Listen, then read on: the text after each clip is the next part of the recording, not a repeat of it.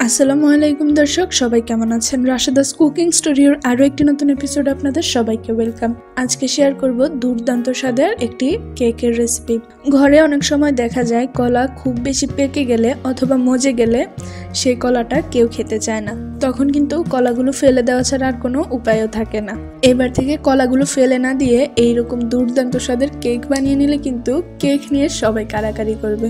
একদমই সহজে এই কেকের রেসিপিটা আজকে শেয়ার করছি। আশা করছি আপনাদের অনেক ভালো লাগবে, আর ভালো লাগলে কিন্তু আমাদের ইউটিউব চ্যানেলটি সাবস্ক্রাইব করতে ভুলবেন না।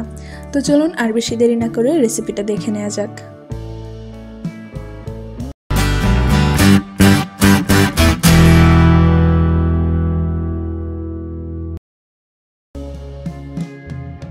প্রথমে আমি একটা ব্লেন্ডার জারের মধ্যে নিয়ে নিচ্ছি 4টা ডিম।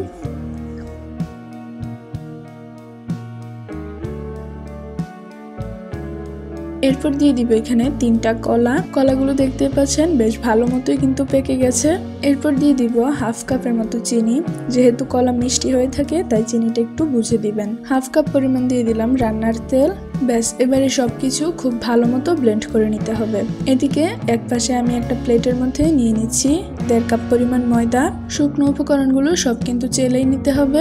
1 চা চামচ পরিমাণ নিয়ে নিলাম বেকিং পাউডার।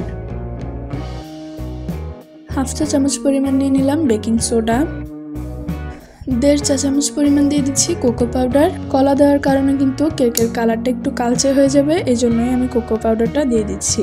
এরপর আমি এখানে দিয়ে দিলাম 1 চা চামচ মতো কফি। এবারে আগে থেকে ব্লেন্ড করে রাখা কলার মিশ্রণটা আমি একটা মিক্সিং বোলে নিয়ে নিচ্ছি। এবার এর মধ্যে অল্প অল্প করে সব শুকনো উপকরণগুলো দিয়ে খুব ভালো মতো মিশিয়ে নিতে হবে। মেশানোর এই কাজটা একটু সময় নিয়ে করবেন, এতে করে কিন্তু মেশানোটা খুব ভালো হবে।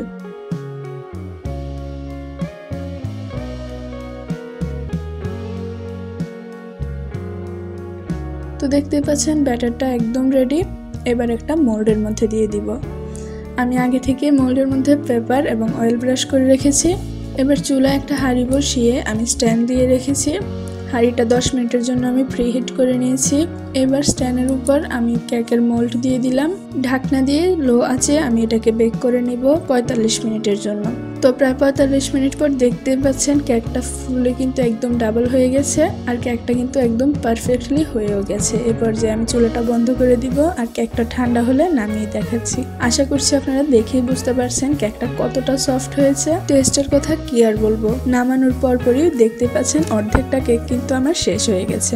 বাসায় অবশ্যই রেসিপিটা ট্রাই করবেন, আশা করছি আপনাদেরও ভালো লাগবে। আর ভালো লাগলে কিন্তু আমাকে কমেন্ট করে জানাতে একদমই ভুলবেন না। তো আজকের মতো ভিডিওটা এখানেই শেষ করছি। সবাই ভালো থাকুন, সুস্থ থাকুন, আল্লাহ হাফেজ।